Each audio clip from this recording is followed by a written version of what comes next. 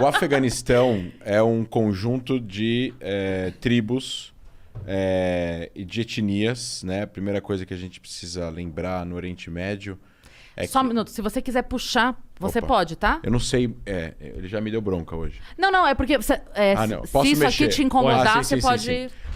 O Oriente Médio tem níveis de identificação, que é diferente aqui no Brasil dos níveis de identificação que a gente tem. A gente se identifica com a cidade que a gente nasceu, com o time que a gente torce, etc. e tal. Hoje em dia é partido político, mas falando em geral. As pessoas têm níveis de identificação. E os níveis de identificação no Oriente Médio são diferentes, os mais importantes, os que falam primeiro, são diferentes dos nossos aqui.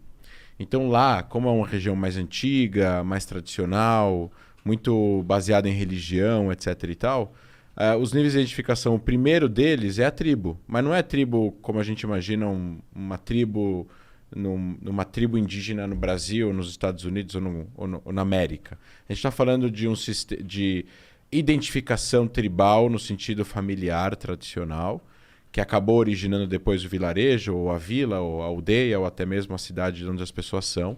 E esse é o primeiro nível de identificação que as pessoas têm. Depois, existe o nível religioso. Então, a pessoa pode ser muçulmana, a pessoa pode ser... Dentro do Islã tem os xiitas, tem os sunitas, tem os alauítas. Depois temos o nível de identificação...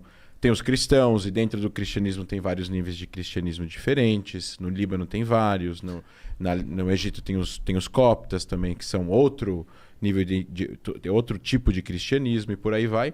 Tem os drusos, tem os judeus, e etc. e tal. Depois tem o nível étnico e depois tem o nível nacional, que seria se você é afegão, paquistanês, indiano, israelense, palestino e por aí vai. Você falou, antes dessa divisão por religião, teriam as tribos. Essas tribos, elas se diferenciam pelo quê? Costumes, hábitos, é o quê? Seria... Origem, sobrenome... São grandes famílias, então. São grandes famílias. São 10 mil, 15 mil, 200 mil ligadas. Tá. E aí você tem voltar para trás, realmente, centenas de anos para entender a origem delas. Elas se relacionam entre si? Algumas sim, outras não. Tá.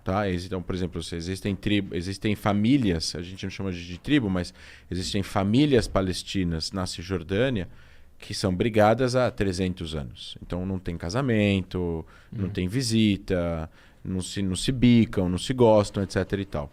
Então, em relação ao Afeganistão, a gente tem um conjunto de tribos. Então, o Afeganistão é um lugar que é estratégico da Ásia Menor. Assim, a gente está falando de um caminho entre Oriente Médio e Ásia, onde você tem 80% de montanhas na região hoje do país considerado Afeganistão, pelas fronteiras geográficas.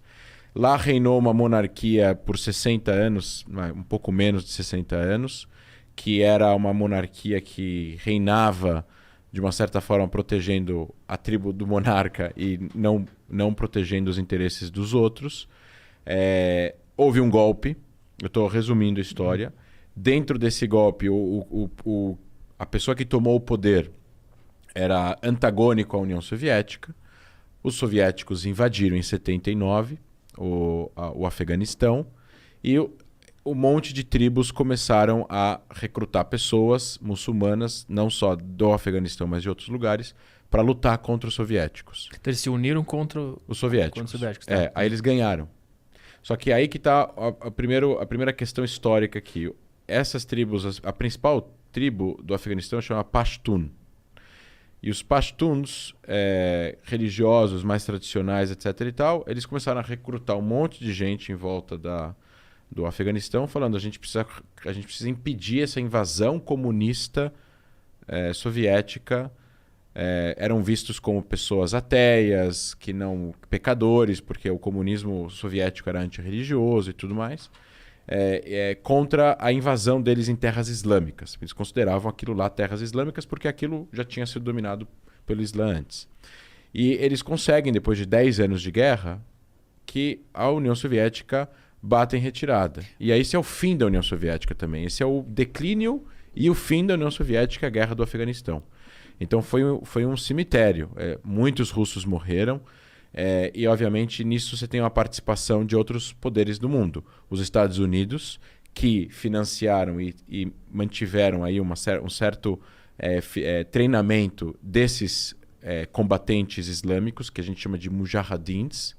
E eles treinaram essas pessoas. O grande expoente desses combatentes que lutou contra os soviéticos se chama Osama Bin Laden. Por isso que tem aquele papo que os Estados Unidos financiou o Bin Laden. Que é uma forma meio grossa de se falar. É uma forma congelada e errada, na minha opinião, de se enxergar. Porque a história não é estática. A história vai mudando. Então, eles não eram inimigos em 79, em 80, 81. O Bin Laden não ameaçou os Estados Unidos. Então, sim, ele recebeu treinamento. Depois de um tempo, ele ficou... aconteceu alguma coisa com ele mudou a ideologia, se radicalizou... ou partiu para combater um outro superpoder mundial e cometeu o que cometeu, e aí ele se tornou inimigo dos Estados Unidos. Mas é normal você ter inimigos que se tornam amigos e amigos que se tornam inimigos. Tudo Só bem. uma ironia, não é uma conspiração. Não é uma conspiração. Na minha opinião, não é uma conspiração. Assim, o contexto mundial naquela época era essa. Existiu esse apoio americano a essas pessoas lutando contra... um apoio americano a essas pessoas que lutavam contra a União Soviética. A União Soviética era o grande inimigo dos Estados Unidos e do Ocidente, por N coisas que estavam ocorrendo durante a Guerra Fria, corrida nuclear, com a expansão do comunismo, ditadura, comunistas ao redor do mundo e por aí vai. E os Estados Unidos viu de interesse dele e talvez do Ocidente evitar que a União Soviética dominasse o Afeganistão. Só que essas pessoas, quando acabam a guerra, o Afeganistão em si começa a entrar em guerra civil entre esses grupos que lutaram os soviéticos. E quem ganha essa guerra em 96 é o Talibã, que era o maior grupo. E aí o Talibã vai implementar Cada lado tinha uma defesa muito clara, assim? Tipo, esses grupos todos estavam divididos em dois lados? Não, esses grupos eram grupos de milícias armadas que lutavam contra os soviéticos e cada um tinha um nome diferente que era pertencente de alguma tribo específica e tinha uma visão específica do Islã. E o que surgiu vitorioso dessa guerra civil, quando acaba a guerra, estou falando 7 anos depois que acaba a guerra do Afeganistão com os soviéticos, o Talibã é o grupo que sai hegemônico dessa guerra civil por poder. E ele implementa aí o que eles chamavam de Emirados Islâmicos do Afeganistão e comandaram o país durante esses 5 anos, de 96 a 2001. E durante esses 5 anos eles mantiveram a Al-Qaeda operacional dentro do Afeganistão. A Al-Qaeda gozava aí de livre trânsito, treinamento, ajuda governamental. A Al-Qaeda foi fundada em 98 no Sudão, mas os campos de treinamento e toda a questão de logística acontecia dentro do Afeganistão. O Bin Laden estava no Afeganistão escondido quando aconteceu o 11 de setembro. E de lá que ele comandou os atentados. Então, tudo isso aconteceu de lá, sob proteção do Talibã. Então, até o Bin Laden não fazer o que fez com a Al-Qaeda, os Estados Unidos invadiram o Afeganistão e tiraram o Talibã, porque existem, assim como o Talibã, estou falando entre 96 até 11 de setembro, existem vários regimes no mundo que são problemáticos e não por isso os países ocidentais vão e acabam com o regime, apesar de... Por si só, né? Não por si só. Agora, o regime protegeu um grupo que cometeu um atentado terrorista que matou 3 mil pessoas em um dia só nos Estados Unidos e pela Constituição americana, um ataque em solo americano é uma declaração de guerra e aí gera uma série de protocolos que o presidente até não tem nem como evitar não responder militarmente, né? Ele é obrigado a, né? Ele pode não, mas provavelmente ele poderia ser sofrer um impeachment por isso, né? Se ele não respondesse. Então, aí os Estados Unidos vão invadir o Afeganistão, vão acabar com o domínio do Talibã sobre o território e, obviamente, vão perseguir os membros da Al-Qaeda e vão ir atrás do Bin Laden. E esse processo demora 10 anos.